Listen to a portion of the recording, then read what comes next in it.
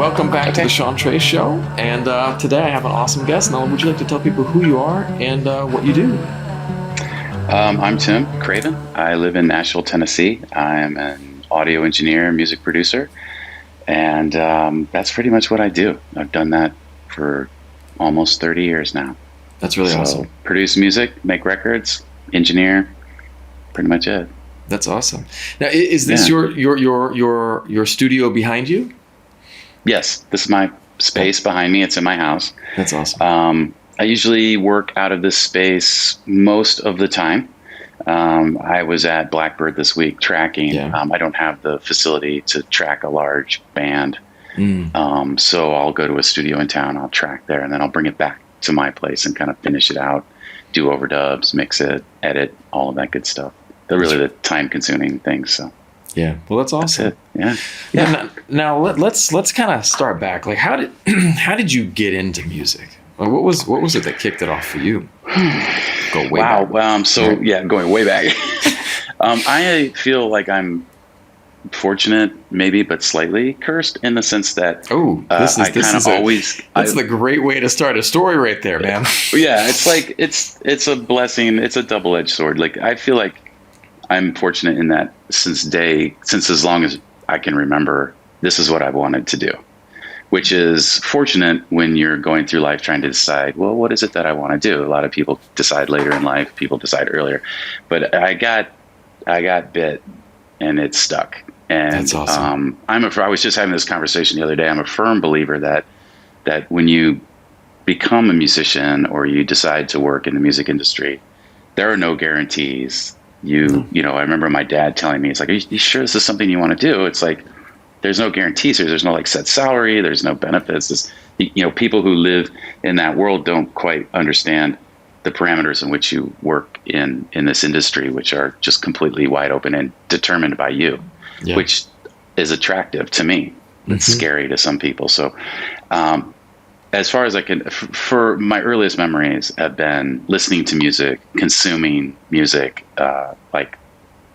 listening to it, taking it in, trying to understand it from, I don't even know how old I was. I know that it was early enough that we were still living in Los Angeles. So I was, probably before elementary school, and I would listen to my mom's records, and my parents weren't like big music people. They didn't consume music like I do, where they're collecting records and they're going for the deep B-sides, but they did listen to a lot of radio, and they grew up in Southern California in like the 40s and they in the 50s. And so they were exposed to a lot of radio, and my mom had a huge collection of 45s. So she would be the person who would go out and buy the single that she heard on the radio. So instead of having like, the White Album or a Beatles records or all of these, like this huge record collection, she had a huge collection of 45s. So it was like, cool. The A side and the B side, which was really cool. So early on, I was listening to her records, and it was like the Beatles, and it was, Jan and Dean and the Beach Boys. I was going to say, but it was all Beach Boys and Jan and Dean in there, man. Totally. My mom grew up in the 50s in LA too, Seal Beach, and she was a huge Jan and Dean and Beach Boys. Yeah, fan. I mean, my parents tell stories that the Beach Boys used to literally play at the beach that they would go to. Awesome.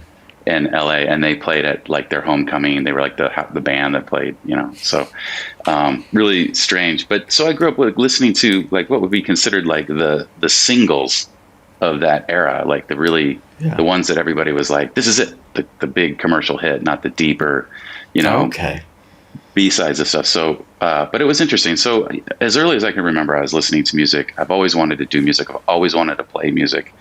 I can remember begging for a guitar, as a kid, like, please, I want to play guitar. My parents were like, play trumpet, and it's like, okay, but at the time, like trumpet's not, as a third grader, nobody's playing Miles Davis for me. Right. So we're playing like, you just don't know. Right? No. So we're playing like excerpts of like Bolero in band class. And I'm like, this can't compete with Eddie Van Halen right now. So, I was really begging for guitar, and then, eventually they gave in and I started playing music. So I would say, I started playing music when I was in 4th grade, when you could join band class. Nice. But I've been listening to music and really listening to it and feeling it for as long as I can remember. So, or as early as I can remember, I felt like it picked me. I'm like a big fan of like believing that music, this is like getting back to what I was saying, is like you get picked. I feel like music picks people who choose this lifestyle, because it's not really a career. It's a lifestyle. You sacrifice a lot to do this and pursue this, as far as like trying to be trained and, maybe not going out with your friends and staying home and practicing and all the time that it takes to perfect your instrument and understand what it is that you're doing so you can get good at it and possibly make a living at it. So yeah. As early as I can remember, I would say earliest memories. There was a point that you said right there that I really, really, really want to pick up on, and it's something that I had a makeup artist who was Brian Sipe, and really nice guy, and he was just on recently, and one of the things that he just won an Emmy for The Mandalorian. They did all the costume and makeup on The Mandalorian, which is really cool, right? And he was commenting on, he does these workshops for people, and he's like, I'll do these workshops for schools and go in and talk to schools about like doing this for a living. And he's like, I need to ask, and it'll be Friday, the last class of the day. He's like, all right, what's everyone doing tonight? And people are like, I'm going to the club, I'm going drinking, I'm going partying, I'm going to go hang out. And then there's like two people are like, I'm going to go home and do some makeup on my mom. And I'm going to go home and practice. And he's like, he stops and he points at those two people. He's like, they're going to make it because they live it, they bleed it. And there's something that you have to be willing to sacrifice something at times to get ahead, to get there, Mm-hmm. I agreed, and there was a lot of that for me growing up, and for everyone that I know that I work with.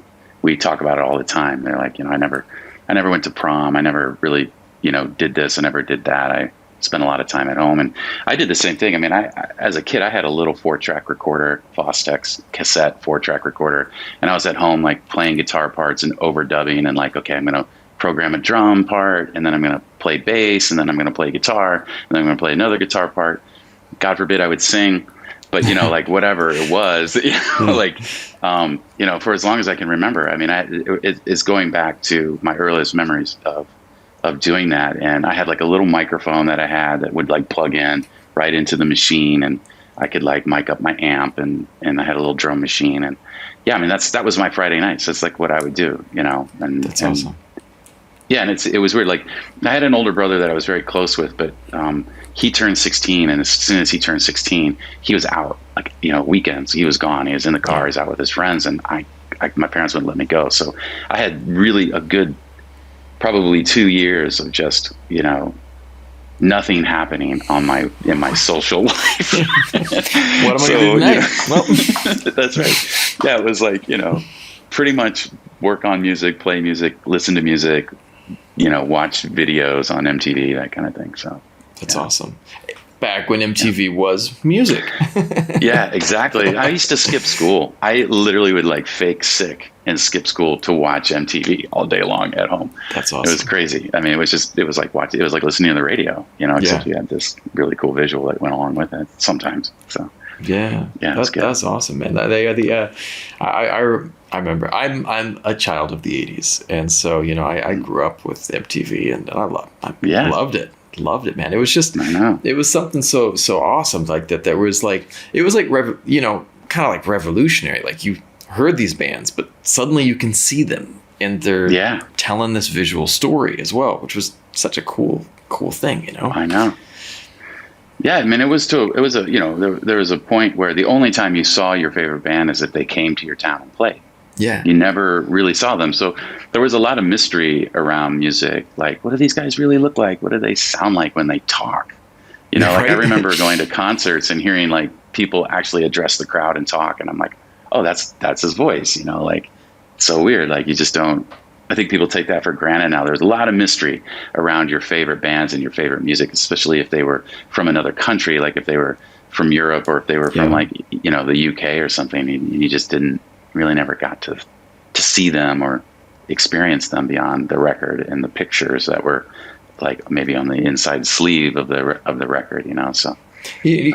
you go back into like the 50s and 60s, like even more so, you know, like think about it, you know, you had, what was it, the Ed Sullivan Show, you know, or, you know, that was the only time you would see these guys. Yeah. And That's right. That would be it, you know, and beyond that, it was just audio and photos, you know, and people would have the poster on the wall and watch the poster while they were listening to music. And it just, you had to imagine what it looked like for Elvis to move. And, you know, and it's pretty wild though. It's pretty wild. I know. It's very strange to convey that to people who are much younger than me, that have grown, that I might be working with. Like this week I was in the studio with a band. They're all like 25, 26 years old, and they're awesome, but it's just funny to talk to them about their experience. Like, when was the first time, you know, what was the first band that really drew you in and made you say, hey, I want to do music? And I'm like, oh, wow. Okay. Yeah. That band. Oh, okay. I was like, you know, I think was in my 30s when that band came out. So yeah, it's just funny. Some filmmakers that I had on the other day, and they were like, you know, I was like, well, what movies really inspired you when you were young? And I'm you know, I was thinking back, I was like, Star Wars, you know, and they're like, well, you know, I grew up and, you know, I'm going to say that, like, you know, Armageddon and, you know, those 90s movies. And I was just like, I'm old. I'm so old. I know. It's pretty awesome though. But it's interesting because there is this generational gap with, you know, with music, it's really interesting. Right. And this was one of the things that's really interesting with recording music, is because there was a video. It was, I don't know if it's less so, because the transition from analog to digital for video was a little bit more like, it was more staggered per se, but like with music, like there was this big like shift from, you know, people working on, you know, the old, you know, 2-inch tape.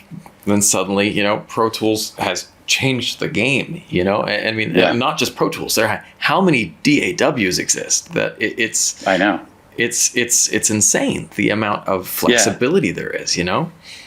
Yeah, it's a blessing and a curse at the same time. I feel like you have this ability to create these really high level productions in your bedroom. And you know, I have a studio in my house, so I'm definitely in that mindset. You know, I would never, 20 years ago, this wouldn't exist, you know. So now I'm able to have a studio in my house, and I'm able to work on projects without having to go to a studio and drive there and park and be there all day and then come home and not be able to kind of like just do it when I want to do it. And I think it's great. It's a great tool for musicians that need to be creative instantly, because, you know, like back in the day, a band would get together and they'd rehearse and then they'd go play, and they might play for 2 or 3 years and save up money to record their 5-song EP demo at the local recording studios. It costs them, you know, possibly thousands of dollars. I don't know, you know, by today's standards. So they're able to be in this place where they can instantly create. And I think a lot of great records have come out of that, and a lot of great creativity has been captured. But there's a visceral part of what I like in music that I was trying to convey to these guys in the studio. Like, they had done all these they've got these great songs, they've got a great vibe, and they had demoed them at their house. And it's a lot of like just drum loops with bass parts that were copied and pasted and flown. I was like, man, you guys, we're going to get in the studio and we're going to get 4 guys on the floor in the recording space, staring at each other, rocking out, like just rocking, like really vibing on each other. We're going to try to capture that energy. And the entire process was amazing for them to see and experience. And it was also really kind of challenging for me to kind of keep them focused on where we are right now. You know, it's like it's not as instantly gratifying as what you're typically used to. This is a much slower process. It's a much more like carefully thought through process. And we're looking for nuance that is lost when you just download a groove from whatever program you're using, throw it on the grid, and then maybe play a guitar riff over it and then sing. Like, we're looking for that kind of tangible but intangible essence of 4 people playing music together. It's interactive. Music should be interactive. It should be an exchange of energy between the 4 of us. And that's what we're going to try to capture. We're just trying to capture that. Like, we're not, so they were like really confused. They're like, well, this guitar is a little loud. Can you bring that down the mix? I was like, we're not mixing right now. we're just getting the performance, so it was really fun to kind of walk them through that, because they've never done that. And it was really exciting. But to me, that's where it lives. That's where the magic's at, man. Yeah, that's where it lives for me. And so I always try to do that. I'm not like a big guy where it has to be all analog. Obviously, I do a hybrid. I have Pro Tools. I have a bunch of analog outboard gear. I do still track to tape when I feel like it's warranted. But if it's not available, it's really about the performance to me. Everything's really about the energy that is going to be created between these people staring at each other. I made them set up like they're all, there's this big room at Blackbird, and they're like all in the same room, and they're like we're all going to be in the same room together. I was like, yeah. It's like, think of it as rehearsal. Like, I just want to get what you guys do live. Like, I've seen you live and you're great. Let's capture that. And then we'll go back, and if something needs to be fixed or overdubbed, we'll add later, and it's, that's kind of the process I like to go through. And I hope they appreciate that process. I think they did. They were really super psyched when they left. They're like, wow, this is like a great experience. We've really enjoyed this. And I'm like, yeah, man, this if you're a rock band, this is really the only way to do it, in my opinion, Right. Yeah. And there's this, and again, I think that one of the things that I will say it in the most diplomatic way possible.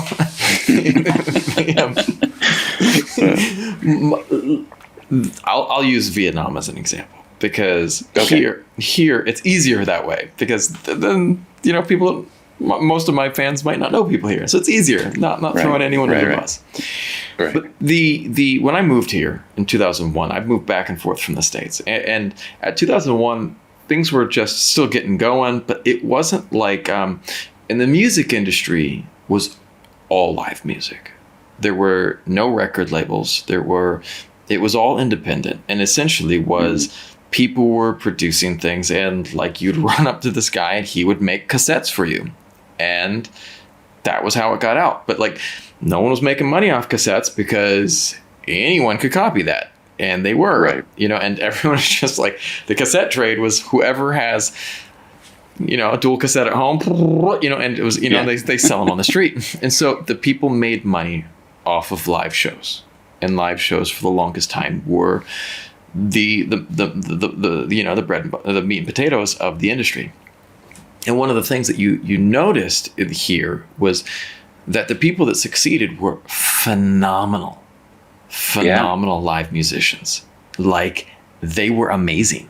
And my wife came right at that transition point from, 2007 they were still, but like YouTube was getting going at that time, kicking things off. And so what happened is, post my wife, a lot of singers started, post 2007, a lot of things started going more kind of in the box, and it was just like, in what was really interesting is that the quality of the live performances, you could notice it. Like, so we would sometimes go to shows, and a lot of people were, lip syncing, because when they got live, they just couldn't do live. They weren't live musicians. And so it was interesting because like they were good at what they did, but what they did was manicured. And there's this great video from the UK, and it's hilarious, right? Because it's this, they're in the recording studio, and the sound engineer is just like sitting there at the control table and just going, and then all of a sudden it pans in, and it transitions through the glass into where the singer's singing. And it was just like this person screeching, and it's like the producer, and the guy just swipes the sweat. And I think it was like a deodorant commercial or something like that. It's like, can you handle the stress? It was funny, but it was interesting because people don't realize how much technology has allowed people to clean things up, to really assist. But the beauty. My wife and I were talking about this the other day, because we put on, I collect CDs, and I collect cassettes, and I collect, of course, records. And we put something on, we put on Ella Fitzgerald, and we were listening to Ella. And, my wife and I got into this discussion, like, this is how she sounded. Like, this is who she was. You know, the imperfections, the magic, all of it. It's just how they sounded. It's not overly done. It was just perfect, perfect in its imperfection.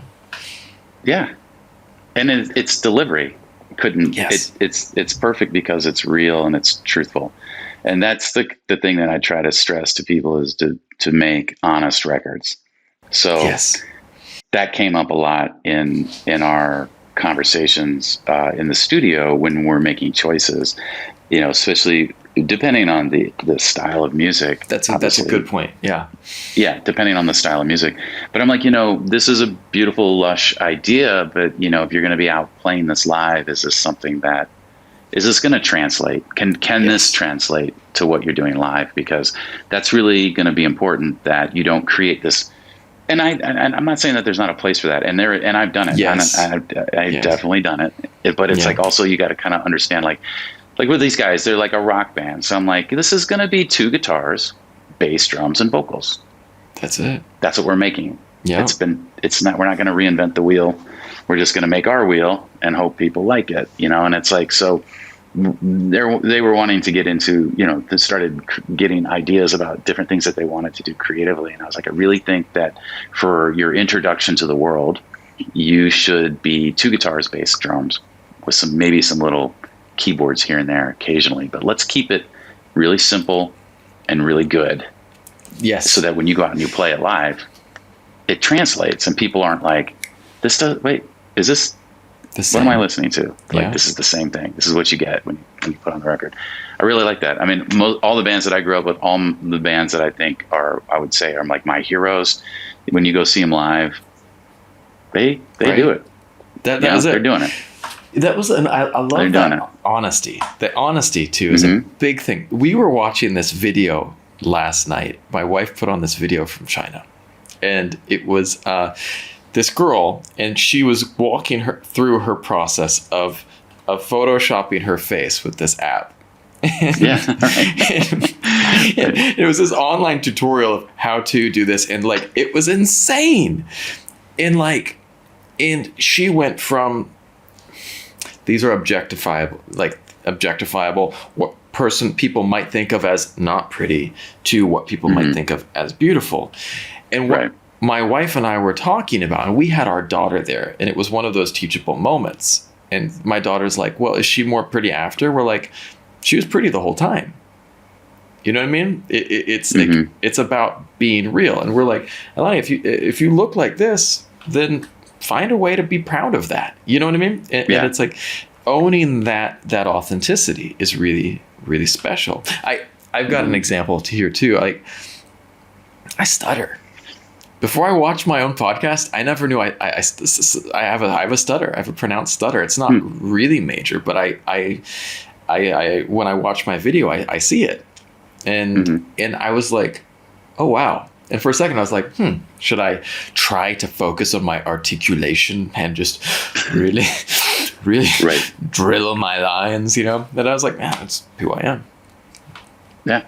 You know? Yeah, we were cutting vocals yesterday, and all I kept saying was just do what you do on stage. I know it's difficult in the studio to recreate that because you're not getting that feedback from the crowd, but if you just do it, just don't overthink it. Just do it, because there was a lot of like, oh, maybe we should do this, maybe we should do that. And I'm just like, just do what you do live, and then we'll go from there. Like that's the most natural you're going to sound. So. Yeah, I think it's important. I mean, there's a lot of tools that are awesome. There's a lot of tools that are dangerous. It's just like anything. It's how you use it, you know? Right. It is, man. It's like a knife. It's like a knife. You grab one side and it cuts you. You grab the other side and you can make a meal. So that's right. Yeah. And, you know, and I'm not trying to be a purist. I'm not a purist. No. I mean, I'm really open to the use of anything that makes it good. Right. You know, that's ultimately where I want it to be. Is I want it to be like, does this feel good? Does this feel like, is this background music? Is this interactive music? You know, that's kind of, is this falling to the background for me? Is it just laying there? Is it not speaking to me? And then trying to figure out how to make it speak so that it's enjoyable for the listener. no two songs are the same. No two artists are the Mm-hmm. same. No two paintings are the same. And I think you have to approach each one individually. And like, Mm-hmm. say you have Christina Aguilera. Well, you're going to approach her differently than a rock band. Oh yeah, of course. It's night Absolutely. and day. Night and day. Yeah. Yeah. It's, Yeah. I'm a fan of, like, I don't, people have asked me, like, well, what kind of music do you like? What do you listen to? And, not to sound glib or smug or anything, I usually answer, I just like good music. I don't really Right. care like how it's necessarily delivered. I can love a band, a black metal band from Sweden, as much as I love, Katy Perry, Teenage Dream. It's like, I'm a fan of Behemoth, I'm a fan of Katy Perry. The reason why is it's all very authentic to me. Yeah. Like when you listen to Katy Perry sing on a record, man, that girl, she's giving it to you as hard as she can. It's like she's delivering that vocal at a very intense, high level, and it speaks because of that. And it's the same thing with Behemoth, man. Like, those guys do not leave anything, behind. They give it all, and I think that's important for me. That's what I try. I try to achieve that when I work with bands, and try to get them to understand the importance of reaching your listener, and not just letting them push you to the background. Well, let me ask you this question. Now, imagine a band. I am the lead singer of a Danish metal band or whatever. I come to you and I want to work with you. Now, what are some of the questions that you would ask? What are some of the things that you would want to look at to kind of get the process started? Well, usually I will ask for the music. First thing I ask for is send me your music so I can hear it. And I don't really care what form it's in. It can be you on your iPhone with a guitar. It can be you sitting in your car singing the song. I had an artist one time send me songs, and he's a great songwriter, great singer, but his day job was he worked oil rigs in Louisiana. So he would drive from really cool. Yeah, he would drive from oil rig to oil rig to oil rig to oil rig all day long, kind of like checking, making sure things are right, doing some certain things when he worked for this company that owned all these oil rigs. I'm not exactly sure what he did, but he would sit in his car with his iPhone, without a guitar, without anything, just him singing and drumming on the center, like, padded thing between the two seats in the front. And that was how we started.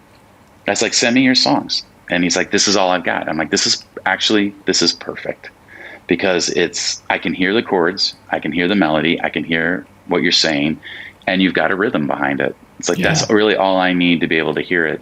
And so typically what I'll do is I'll just ask them for their songs. I'm like, it's like, I don't like to look them up online. I don't want to hear stuff that they've done in the past. I don't want to hear a different interpretation. It's like, send me what you're working on now. Send me the songs that you like, and let me listen to them. And, typically I can hear what I think the song needs immediately. If it speaks to me. I've had some artists send me songs, and I'm like, I'm not saying that this isn't good. It's just it's not speaking to me. I'm not hearing it. Yeah. And a lot of times artists will send me a song. It's just a guitar and a vocal on an iPhone microphone. And I'm like, I hear the whole thing. I'm like, I got it. I've got the whole vision. I know exactly what this record needs to sound like. Here's what I'm thinking. What are your thoughts? And then we usually sit down and we'll talk about it. What's your vision? How do you want this to sound? What are some things that you're listening to now that are influencing you and inspiring you and causing you to think that this is the direction you want to go? And then I'll tell you what I think and what I'm hearing in my head from the guitar vocal that you've sent me, or whatever it is, the drumming on your center console. And then we'll go from there. And then we'll talk. We have a lot of conversations about music and art and inspiration and how they see themselves as an artist. So, for instance, this band Multi Ultra, who I was in the studio with, they sent me their songs. I'm like, send me whatever you got. I don't care. They're like, well, we've got like 20 songs. I'm like, great, send them to me. And they were all in different stages of finished. Yeah. And they had two very distinct paths that they could go down. One was like this very kind of like rootsy rock Americana. And then the other was kind of this like pop rock, kind of punky, Lower East Side CBGB's vibe, And so I was like, I'm I'm curious about your songs. Like they're very distinctly different. And they're like, oh yeah, well, we're songwriters. We have publishing deals. So we write a lot of songs that we are trying to present to other people. And then we have the songs that we kind of see as our band. And I'm like, well, which ones are which? Like, cause I feel like these are really Americana. These are really rock. They're like, we want to be a rock band. Like, we're a rock band. I'm like, great. So let's put these aside, and we won't worry about those, and we'll focus on these. And so then we spent probably 2 months, 3 months just in pre-production on those songs in the form that they're in. So I take them back to my studio. I put them in Pro Tools, and I start making arrangement things that I think might tighten up the song, make them a little more viable. Do we need 3 solos? Kind of just little stuff like that. Like, let's cut this section out, push this together. Maybe we extend this. Maybe the intro should be a little longer, vibe it out, and then clean up the end, and we'll just do 2 choruses out. We don't need this like C song section of the song. And then so we do that for a couple months, and we talk about it, and the whole time we're just vibing and we're talking and we're understanding each other, and we're kind of getting the hang, right? So that people are comfortable. And I think that's really important to be able to express yourself in a way that's not going to be like, who are you? Like, they have to trust. It's a trust thing. Like, they have to trust me. I have to understand them. So I would go over to their house, man. It's like these dudes all live in a house. It's awesome. They got all their gear set up in the living room. It's like it's a band house. I love it. I was like, that's awesome. They're like, let's go to your studio. I'm like, no.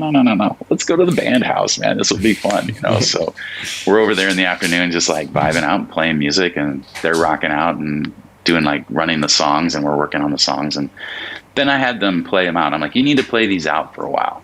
You need to really own the new arrangements that we've come up with. And you need to own the performance. It needs to become muscle memory to you in order to get what we're looking for. So they do that. I mean, they're trusting me to go through this process. And so they did that, and they locked in their parts, and they really started to understand the music, and they really started to become secondary to them, which builds that kind of honesty that we're talking about, and that authenticity. And they go play it out, man. They're down on Broadway every night, closing shifts, just rocking these songs out. And there's so much to that I think gets skipped a lot of times when people sit down with their laptops and all of the magic tools that they have to create music these days, that they're like, they haven't really owned the song. Yes. They haven't like internalized it. If that's like not too dramatic, it's really, I think there's really an importance to internalizing it, so that when you do go and record it, it feels real. It feels natural. It feels like something you've sweated through your body. Like the old Westerns, like the person has to, know the horse, or, you got to know your horse that you ride. You got to, this isn't my hat, these aren't my boots. It's like, if you like a race car driver that knows their car, that you know something so well that you know how it's going to behave, how it's going to go. And the song is the same thing. It's to really, to live it, to breathe it. You get a brand new pair of jeans. When you put them on, they don't fit right yet. After a couple of months though, nothing fits better. It takes patience. It's funny. I always use the analogy. I've been wearing Doc Martens since I was a kid. Nice. And those are the toughest shoes to harness. Yeah. But once you get them, they're your friend forever. You can wear those shoes forever. And it's like, but that first couple months, man, it's not pretty. It is tough. So, it's kind of the same process. I just really think that it's important that they, that happens. And I really try to get the bands that I work with to understand that it's not just, you don't just write the song and go record it all the time. I mean, you can. It's not just, there's no right or wrong answer. But I think that the better record is made when you have lived that song for a minute. Like, just, give it, 3 months. Go play it out for 3 months and then come back. I mean, I would love it if you could find a band, get them rehearsed, get all their songs done, put them in a van, and set them off to sail into the world for a year and a half, then come back, then we'll make the record. To me, that's the way it would be. that's going to be a really special record at that point, because those songs are going to, those, first of all, the bond that they're going to create as a unit, that energy and that bond is going to be like family at that point, because anyone who's toured knows that. And then those songs are going to go through such an incredible change and will morph into this thing that, you know, it starts here and then it goes to here, and it's a good thing because it's being done through a true understanding of how it needs to work in order for it to work. You know, it's like, we can't really do that there. Did you see how we lost the audience like midway through when we go to that section of the song? Maybe we should, you know, do this, or maybe I should play this instead, or maybe we should sing it differently, you know? Yeah. And there is nothing, for a singer, there is nothing better than fronting a band for a while before you actually get in the studio and sing. Right. Like, you need to have that behind you for sure. So there's I'm on my soapbox. No. It's a good soapbox. This is the platform for soapboxes. This is what I want, man. So, cool. And the thing is like too, and I think that the new economy of music, where it's just like people are. I had a digital creator, my friend Matt Page, and he has a character called Master Ken. And Master Ken is a fake martial arts teacher who is kind of what does Master Ken do? He kind of spoofs, like, he's just this really goofy martial arts guy, you know, and Matt's not that, but Master Ken is this hilarious character, right?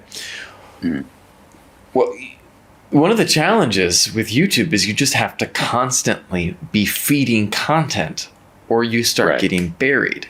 And that's one of the things that's, like, I think so counterproductive to creating good music, is that, you know, people are just like wanting to feed their algorithm, wanting to get content up, wanting to get, you know, how do you promote your band if you don't have something to promote? And it's just kind of this black hole that once you start feeding it, it's just like, you know? And so, and I think what you're describing is so important for people to remember, that, you know, all right, even if you can't take a year and a half, you do have to give that song time, because otherwise it doesn't sound right. I mean, and I've been, my wife, I sing with my wife here, and it's fun. And there were times where she had me do Vietnamese songs. I speak Vietnamese, and speaking Vietnamese and singing Vietnamamese is entirely different. I can do it, and I pull it off. But the thing is, that's interesting is, I read Vietnamese, but if I didn't have at least a month plus to practice a song, I couldn't pull it off. There was no emotion, and I would hit the words. I would get the words right. I would sing the tune right, but there was no soul to it, man. And like, unless you're putting time in on that song, it's impossible. And I'm able to recognize that, because one of the things is, like, when you step out of your own language, there's a clarity there about this experience. I think that sometimes people go, it's English, you know, it's my language, I get it, you know, it's the song I wrote. But when it's suddenly in a different language, you get this clarity, like, well, I'm not doing it right, you know, it's not there. Right. And I think it allowed me the space to step back and see that and understand what you're saying, because, yeah, man, it's tricky.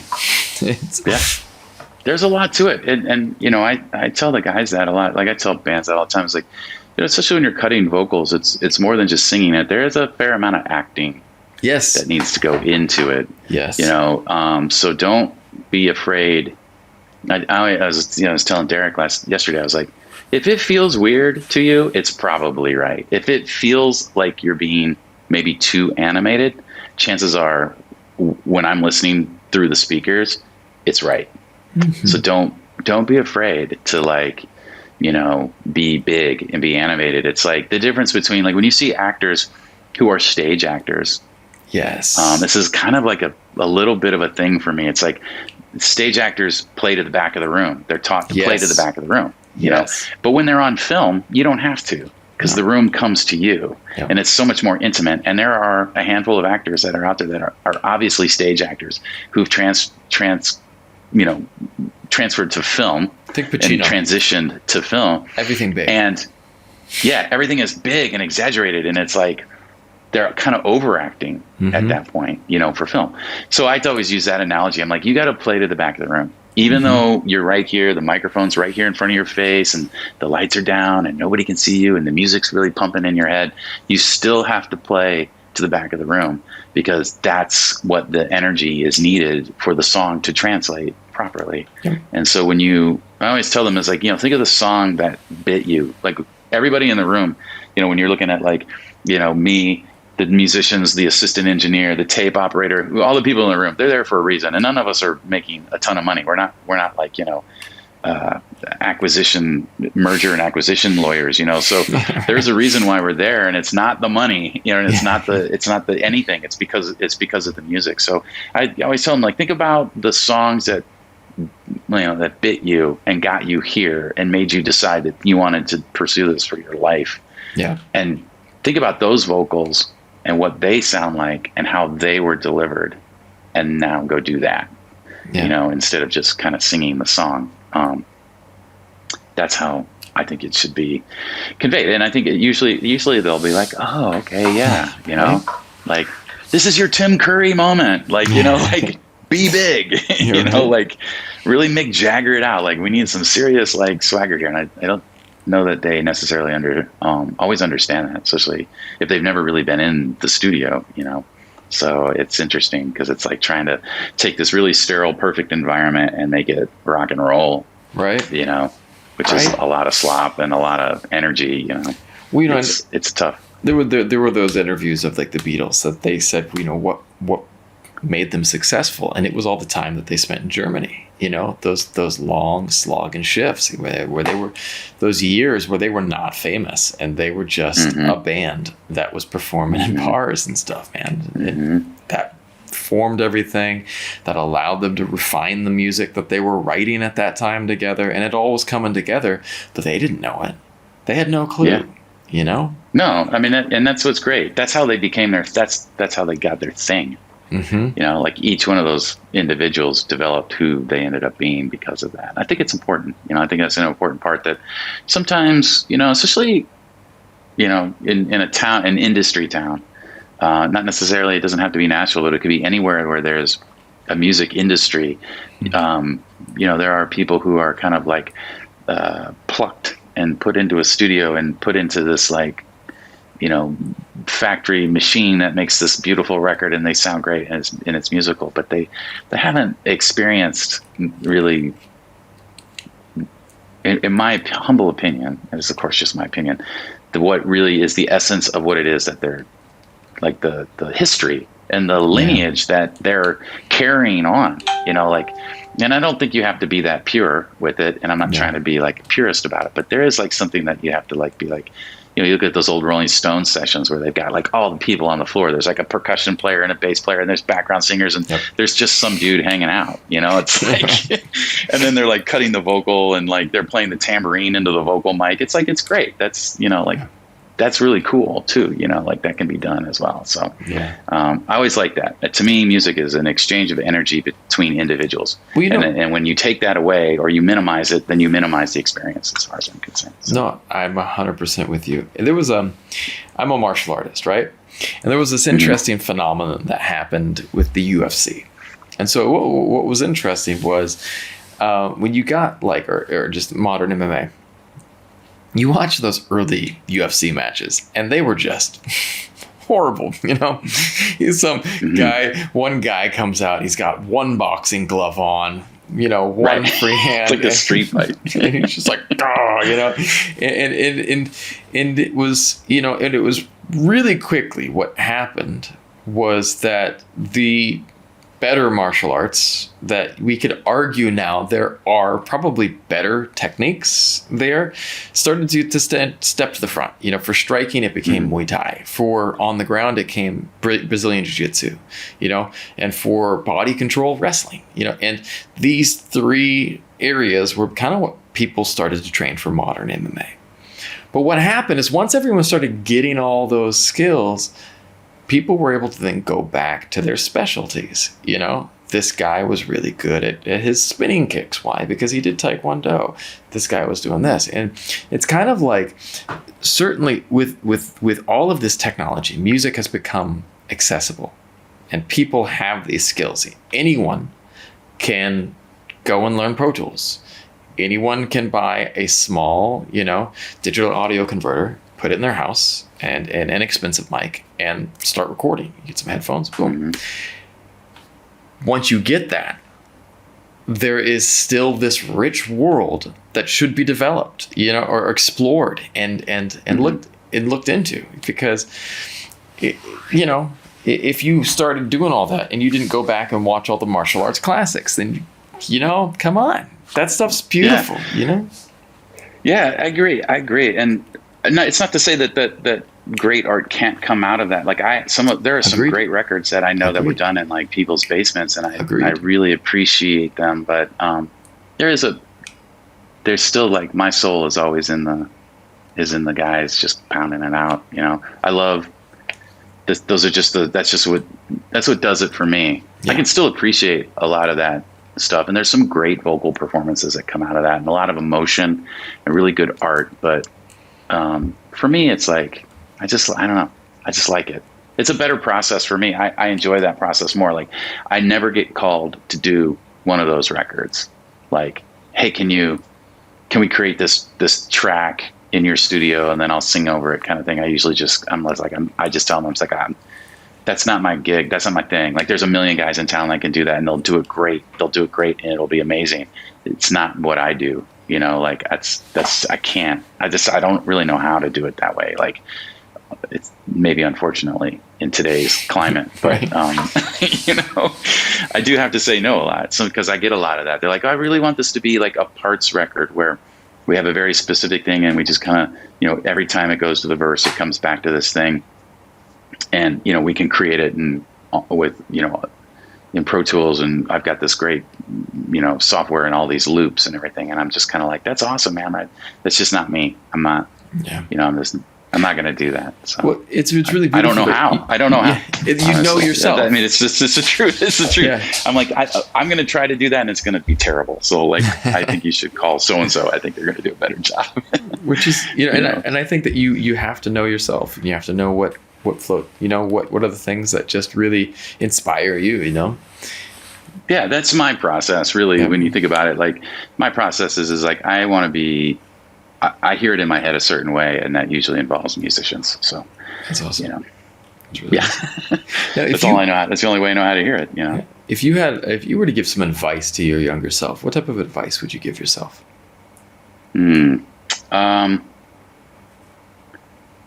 I think for me, I probably would be stress the idea of patience and understanding that where you are and what you're doing isn't always going to be where you are and what you're doing. So be patient, let it unfold naturally. Don't force it, and understand that like what you've created, the vision that you've created in your head of whether it's your life or the record or the song or whatever it is, the painting that you're working on, like, know that if you're not there yet, that if you keep that picture in your head, you'll get there. Yeah. And trust yourself that you can create what you've envisioned. And even though you're not maybe doing it at the time, or it's not happening the way that you want it to. Like, I used to watch Bob Ross, his show all the time. And I swear to God, that guy, there are at least 4 or 5 times, even as a kid, I'm like, oh, Bob, damn, you screwed it up, man. You totally screwed up the painting. Like that, what are you doing? Like, it was going so well, and now they got this thing. I don't understand. What are you doing? And then he would turn a corner, and it's like all of a sudden, like, oh, that thing is working. Yeah. It's like, wait, it actually is working. Like, cool. Like, so I think trusting yourself and being patient with the process and understanding that you don't have to force it in as much, or try to oversteer. I feel like I've done that a little bit in my life, where if it's not going where I think it should be going, that I want to correct it when I should just maybe just let the current take me, That's a good point, man. There was, I've been there where I've just been like, sometimes I'll be just trying to like drag a ball up a mountainside. I feel like I'm dragging this boulder up. But sometimes, but when I just let it go, everything falls into place. And yeah, I learned that a lot in 2019 during the pandemic. So that was a really scary time for a lot of people in this town because things stopped. I mean, we came to the music industry in Nashville came to a dead stop. I mean, everything stopped. So really unusual experience. And unlike anything I've ever experienced in my years of doing this. So when things, you ebb and you flow, right? You've got times where you're doing all sorts of great stuff, and you've got times where you kind of have to slow down and let the well refill and kind of replenish the juices. But to have it like completely just taken away like that, it was a little startling for a lot of people. But I just kind of like, with the help of my wife and family, was like, just breathe, just just relax for a second, don't panic. Don't worry about what you can't control. Be patient. Think about this. Give it some time. You got what else are you going to do? It's just sit and think about it for a minute and let it happen. And we were able to, it was great. Like so many things, so many doors closed, but a lot of doors opened, and a lot of things that weren't available to me prior were available to me now. Because of the amount of time that I had and the availability that was afforded to me. So it was great. It was really actually a kind of a blessing looking back on it now that a lot of that happened. And it really was a great reminder of like, just if it's not what you think it should be right now, it doesn't mean that it won't be. Just stay focused on what you have, your vision of what it should be, and know that with a brush stroke, that big giant the thing that looks like a giant mistake can be this beautiful tree that's drawing the whole picture together, So that's kind of holding the vision. What I would tell them. I love that idea of holding the vision. You gotta also still focus on I was, I'm building out this podcast, and I have visions of what I would love for it to become, and yet I'm here. I want to be out here. I want to be down there. But yet, day in and day out, I'm a big believer of that. What can I do today? What can I do right now? And sometimes it means sit down and just breathe. There was our power went out today, and I was a little bit terrified. I was like, because we've had three times our power went out today for some reason. It must be brownouts. I think cause it's been hot. Everyone's running the AC, and it's a different part of the world. You deal with different problems. And one of the things there that our power went out, and my daughter and I were like, and I was trying to export a video so I could get it posted, get it on all of my different media platforms, get it up on Spotify, get it up here and there, and all of a sudden the computer turned off, and I was just hitting the export button, I was clicking it, and I looked around the room, and my daughter was playing with a puzzle on the ground. And I sat down and I said, let's play. Let's spend some time together. And, my 5-year-old and I took an hour and a half to play with a puzzle. And it was a great hour and a half. Yeah. And then I think that's important. And that's kind of what we did.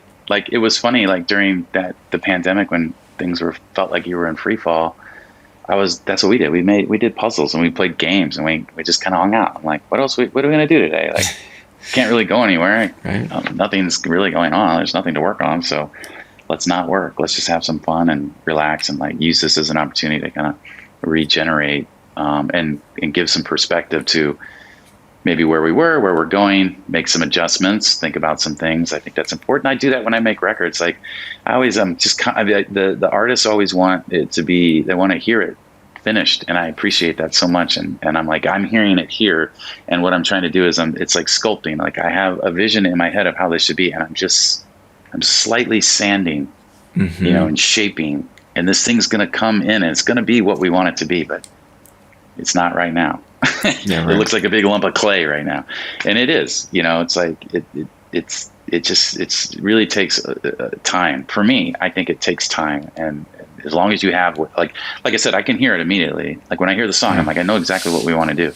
But now we're going to just methodically step through the process, and we're going to shape it, and we're going to make mistakes. We're going to do things that we're going to do things that we're going to mute and edit out later, but let's just go there for now. We're here. And like, let's try it. Let's throw the paint on the canvas and then shape it accordingly. And knowing that we could be making a mistake, but it's how you correct. It's like playing golf. Like I play golf.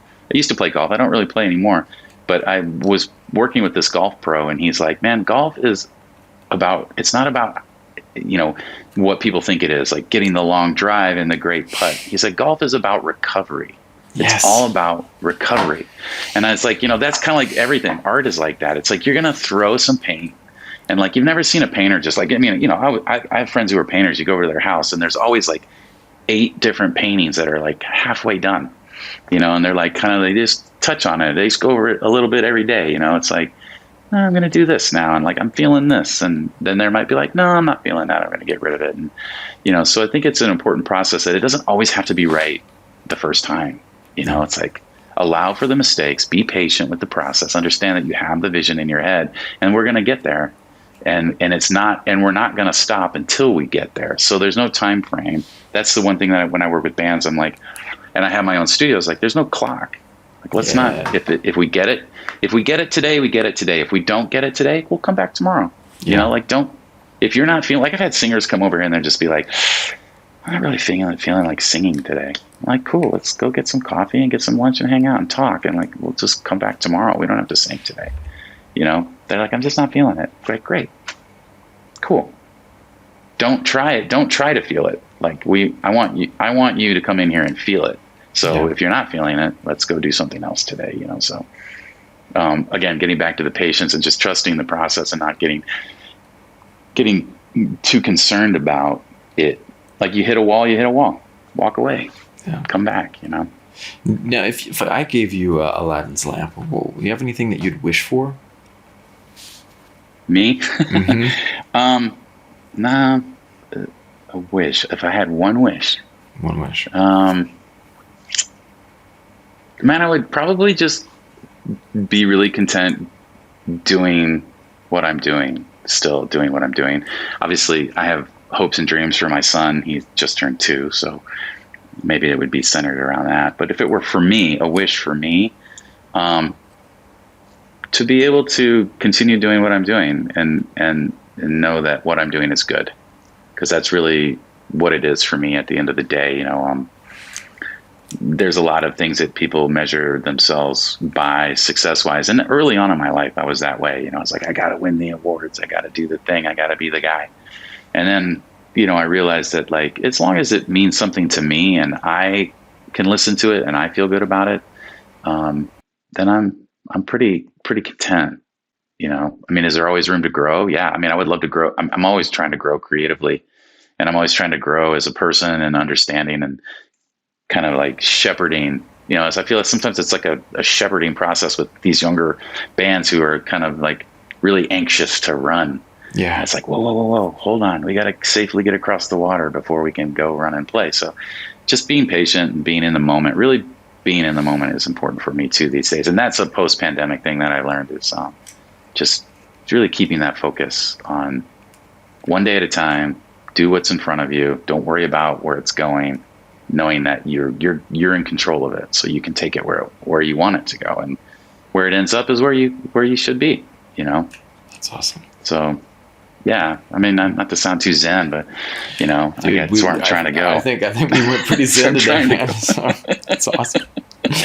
Yeah, I feel like that's. I don't really have a wish. I kind of have what I need right now, and maybe down the road I'll need something different, but for right now I'm good. That's awesome.